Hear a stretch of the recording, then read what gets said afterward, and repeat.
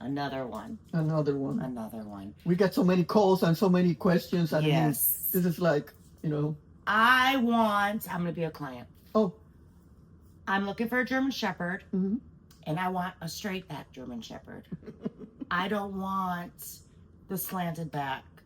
Can you please explain that for them? And with hip dysplasia. Oh yes, that as well. yeah. The slanted back, they have hip dysplasia. Right. I'm sorry, right. I'm making a joke about it, but it's just like, again, we go social media. Yeah, and a lot of people don't know. No, I know. So I understand. Let's explain it for them. It's true. So many people say that they want the old type German Shepherd. You see, like Maximum Stephanie's dogs and all of that. They don't understand that in the beginning, those dogs were created from a lot of dogs that were all around Europe used for herding. And it's a mix of all of those dogs. Okay. And that's how Mr. Stephanie started the breed, basically. And so really, there were mutts. Let's put it that way. There were mutts that worked, right. that really worked. So he did start it with what he had. There was no knowledge at that time about movement, angles, how they affect performance, nor nothing like that. There weren't even hips and elbows x-rays. I was going to say, were there even x-rays for that? No, not until the 80s. Basically, okay. It's that we started. So this means 80 years of dogs being bred under this lack of information of how the body works. You see? And there was many dogs that wouldn't make it in that time when the breed was being made, and I know that they were put down, but they didn't know why the dog didn't jump, why the dog didn't, because there was hip dysplasia, and nobody knew because there was no way. There was no books to read, Eddie, either. Right. So the breed completely evolved around what we can call the lack of knowledge I could say that, at that time, I'm not criticizing it, I'm just saying they didn't have the way to learn, basically. This dog is well constructed or it's not, Right. You see the dogs of those times, yes, some of them had a sway back, a very short neck, the snouts were long. They weren't really, when you come nowadays that you know how the motor of the body and the angles and everything works, you start realizing why do we want that. Okay, but a straight back has nothing to do with the slanted and hip dysplasia, because that's another event that people are confused. Okay. See? All shepherds are, first of all, they're rectangular. They're not square, because they are working dogs. They have to stretch out and move. Okay? So that's why they're longer than higher. Okay? So that's the first thing. Why they have, and they stand naturally with the three stand, with the legs in the back. One is longer, and there you see the higher wither.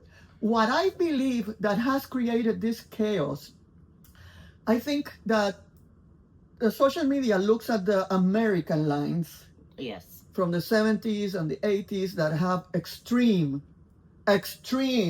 high withers and extreme angles. Yes. And that's what it is in their mind, and they keep that in their mind. And I think that is what has brought the confusion. I believe so. That makes sense. Yes, because basically the Germans have always been very moderate about it.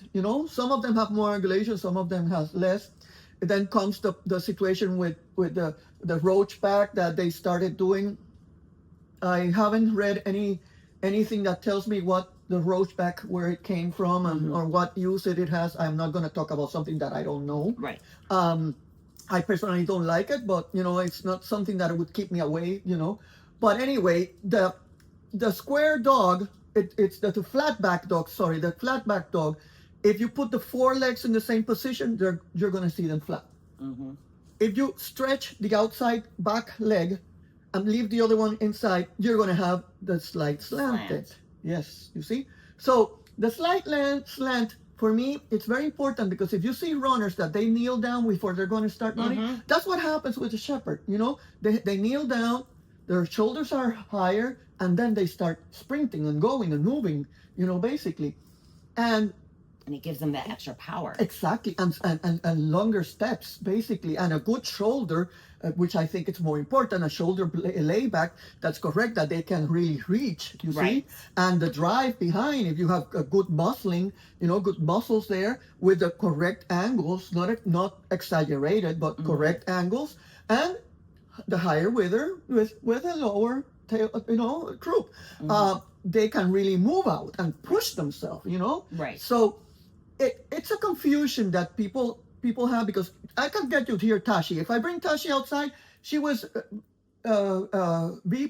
puppy B1 like 3 times, and you see her, she's completely straight back if she's standing. But once I stand her and I push her, you're gonna see the slant. You see the slant, yep. And I mean, she works and she runs and she plays and she jumps and she does everything.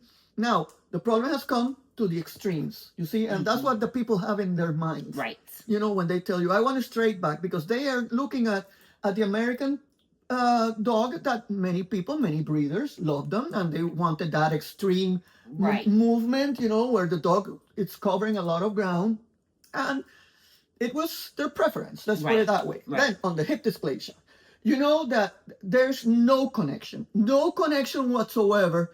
Even on the American dogs, there are many American dogs with that extreme angles that are perfect with hips and elbows. Right. Because if we would say that the slant creates the disease, as they call it, and and the hip dysplasia, if it would, then the Rottweilers, the Great Danes, the Bulldogs, all the other breeds, which are 17 of them before the Shepherd, would not have the hip dysplasia, because they're square.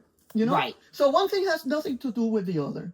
And if we talk about dysplasia, dysplasia, it's polygenetic. You don't know. Right. It's a lot of genes so there's no way to even know if the dog is going to have dysplasia or not. It can come 2 clear parents, and you can have puppies with dysplasia, as well as I've known back in the 80s of dogs that were, when they x-rayed them for fur, they were failing hips, and they had produced excellent puppies.